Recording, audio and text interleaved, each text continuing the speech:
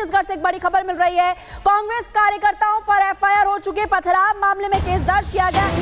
पर रेड मारने के लिए गई थी भूपेश बघेल के घर पर और उसके बाद कार्यकर्ताओं की तरफ से हंगामा किया गया। खबर मिली कि हमला भी किया गया, जिसके बाद कांग्रेस कार्यकर्ताओं पर एफआईआर, ईडी की टीम पर हमला करने के आरोप में एफआईआर दर्ज हो चुकी है और कांग्रेस कार्यकर्ताओं पर यह एफआईआर दर्ज करवाई गई है। पूछताछ अब होगी। कुछ तस्वीरें आपकी टीवी की स्क्रीन पर है। ईडी की टीम पर पथराव के बाद ईडी द्वारा एफआईआर की कॉपी दर्ज कराई गई है। भूपेश बघेल के घर पर ईडी की टीम पहुंची थी और उसके बाद से लगातार सियासत भी हो रही है पुनीता, और कई सवाल यहां पर खड़े होते हैं क्योंकि 30 से 33 लाख रुपए मिलने का दावा एक तरफ किया गया और अब जांच होगी। और इसी खबर पर अनूप हमारे साथ लाइव जुड़ चुके हैं। अनूप, ईडी की टीम एक्शन ले रही है लगातार, देखिए, क्योंकि शराब घोटाले का मामला जिस तरीके से निकलकर सामने आया, लेकिन हैरानी की बात यह है कि टीम पहुंचती है तो हमला कर दिया जाता है। बिल्कुल, देखिए, कल जिस तरह से तस्वीरें सामने आई थी, तड़के सुबह ये ईडी की रेड शुरू हुई है पदमपुर भिलाई में, और उसके बाद जो बाद में निकलकर सामने आया, सियासत बहुत हो रही इस पर। 33 करोड़ की बात, 33 लाख की बात कही जा रही थी, जो बरामदगी की बात कही जा रही थी। उसके बाद ये कहा जा रहा था कि जो इलेक्ट्रॉनिक डिवाइस हैं उसके साथ कई पेपर्स जो हैं वो ईडी की टीम लेकर गई है और आज चैतन्य बघेल को बुलाया गया था, ऐसी जानकारी मिली थी। देखिए, हम ईडी दफ्तर के बाहर ही मौजूद है, लेकिन जो सोर्स ऑफ जानकारी जो मिल रही है उसके मुताबिक चैतन्य ने वक्त मांगा ईडी से और 15 तारीख को चैतन्य इसी ईडी दफ्तर में पेश होंगे। जो जानकारी मिल रही है उसके मुताबिक मैं आपको बता रहा हूं, क्योंकि यह कहा जा रहा था कि आज किसी भी वक्त चैतन्य यहां आ सकते हैं, लेकिन कल देर शाम ईडी से वक्त मांगा गया है और कहा गया कि चैतन्य 15 तारीख को इसी ईडी के दफ्तर में आएंगे। लेकिन इधर इस मामले में जो आपने बताया एफआईआर की बात, तो कल जब ईडी की टीम वहां से निकल रही थी तो ईडी की टीम पर हमला किया गया और इस हमले के बाद अब एफआईआर भी हुआ है। 15 से 20 लोगों के नाम इस एफआईआर में शामिल है। सनी अग्रवाल एक नामजद जो है उसका नाम इसमें शामिल है। इसके अलावा 15 से 20 लोग हैं,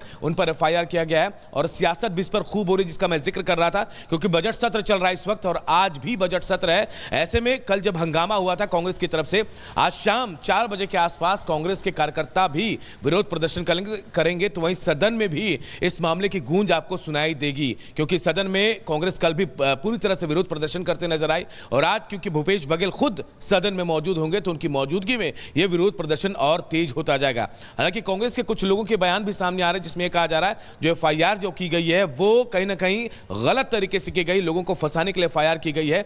और जो जिस बात का जिक्र आपने बताया, ईडी की जांच जो रेड पड़ी थी, 33 लाख रुपए बरामद हुए, शराब घोटाले से जुड़े होने के अलावा भी किसके तार कहीं और से भी जुड़ रहे हैं, जो जानकारी मिल रही है। लेकिन ईडी जब तक पूरी तरह से बात क्लियर नहीं करेगी कहां कहां के इस मामले में छानबीन की गई है, प्रूफ जुटाए गए हैं, तब तक कहना थोड़ा सा जल्दबाजी होगी फिलहाल।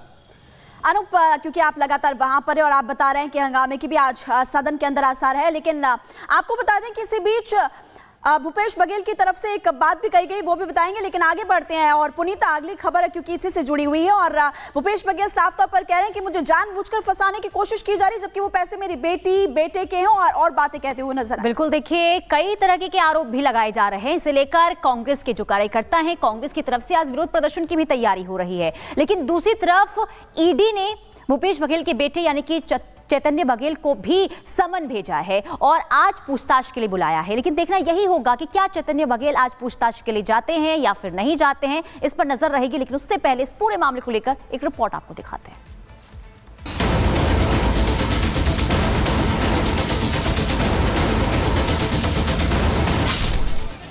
कथित शराब घोटाले की आज अब दिल्ली से छत्तीसगढ़ पहुंच चुकी है। कथित शराब घोटाला मामले में छत्तीसगढ़ के पूर्व मुख्यमंत्री भूपेश बघेल के बेटे चैतन्य बघेल का नाम सामने आया तो ईडी की टीम छत्तीसगढ़ के पूर्व सीएम भूपेश बघेल के घर पर रेड डालने पहुंच गई। ईडी की टीम ने भूपेश बघेल के घर समेत 14 से 15 ठिकानों पर छापा मारा। भूपेश बघेल के बेटे चैतन्य बघेल के ठिकानों की तलाशी ली। ये छापेमारी भिलाई में भूपेश बघेल के घर पर हुई, जहां भूपेश बघेल के साथ उनके बेटे चैतन्य बघेल रहते हैं। दरअसल कांग्रेस के सीनियर नेता भूपेश बघेल के बेटे चैतन्य बघेल पर शराब घोटाले के आरोप है। ईडी का दावा है कि चैतन्य को शराब घोटाले के पैसे मिले हैं। ये शराब घोटाला करीब 2100 करोड़ रुपए का बताया जा रहा है। आरोप है कि 2019 से लेकर 2022 के बीच ये शराब घोटाला किया गया, जब भूपेश बघेल छत्तीसगढ़ के मुख्यमंत्री थे। इस घोटाले में भूपेश बघेल के करीबी मुकेश चंद्राकर और राजेंद्र साहू का नाम भी सामने आ रहा है। भूपेश बघेल और उनके बेटे चैतन्य बघेल के लिए मुश्किलें बढ़ाने वाली बात ये भी है कि मामले में भूपेश सरकार में मंत्री रहे कवासी लखमा की गिरफ्तारी हो चुकी है। कई अफसर भी अब तक अरेस्ट हो चुके हैं, तो अब चैतन्य बघेल की मुश्किलें बढ़ती नजर आ रही हैं, क्योंकि ईडी ने समन जारी कर चैतन्य बघेल को पूछताछ के लिए बुला लिया है। वहीं कल जब ईडी की टीम छापेमारी कर भूपेश बघेल के घर से लौट रही थी, तो कुछ लोगों ने ईडी के अधिकारियों पर हमला किया। अब इस मामले में भी भूपेश बघेल और उनके बेटे चैतन्य बघेल की मुश्किलें बढ़ सकती हैं। जानकारी ये भी है कि छापेमारी में बड़ी मात्रा में नोटों की गड्डियां मिली हैं और नोट गिनने की मशीनें तक लगानी पड़ी। हालांकि भूपेश बघेल सामने आए और कहा कि उनके घर से जो रकम मिली है वो उनकी मेहनत की कमाई है। नोट गिनने की मशीनें लाकर सिर्फ माहौल बनाया जा रहा है। तो हम लोगों के पास खेती भी है और खेती के अलावा डेयरी भी है, तो हमने कहा इसको लिखित में आपको जवाब दे देंगे। मुश्किल 30-33 लाख रुपया ही हमारे घर से ले गए थे और बड़ा माहौल बनाया गया था, नोट गिनने की मशीन लाई गई है। भूपेश बघेल भले ही कह रहे हैं कि उनका किसी भी घोटाले में हाथ नहीं, लेकिन छत्तीसगढ़ की बीजेपी सरकार खुलकर कह रही है कि भूपेश बघेल के एक-एक घोटाले का हिसाब करेंगे।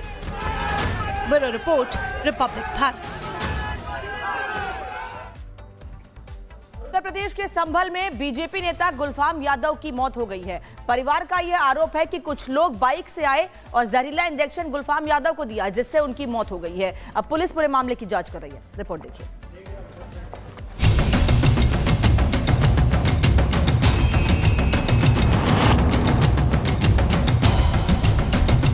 लोगों का जमावड़ा है, घर में पुलिस की मौजूदगी है।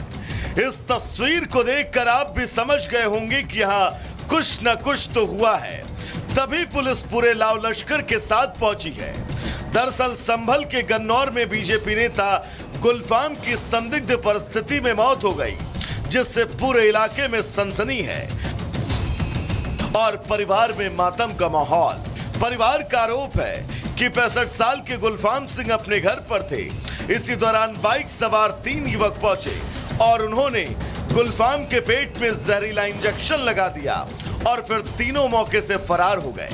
हालत बिगड़ने पर परिवार के लोग बीजेपी नेता गुलफाम को अस्पताल लेकर गए, लेकिन अलीगढ़ ले जाते वक्त बीजेपी नेता गुलफाम की मौत हो गई। यहाँ के गांव के प्रधान हैं, उनको किसी ने इंजेक्शन मार दिया है और इंजेक्शन मार के वो लोग भाग गए हैं। पुलिस द्वारा यहाँ पे जो आसपास में जितने भी सीसीटीवी हैं, सभी सीसीटीवी को खंगाला जा रहा है और कुछ अच्छे सुराग भी मिले हैं पुलिस को।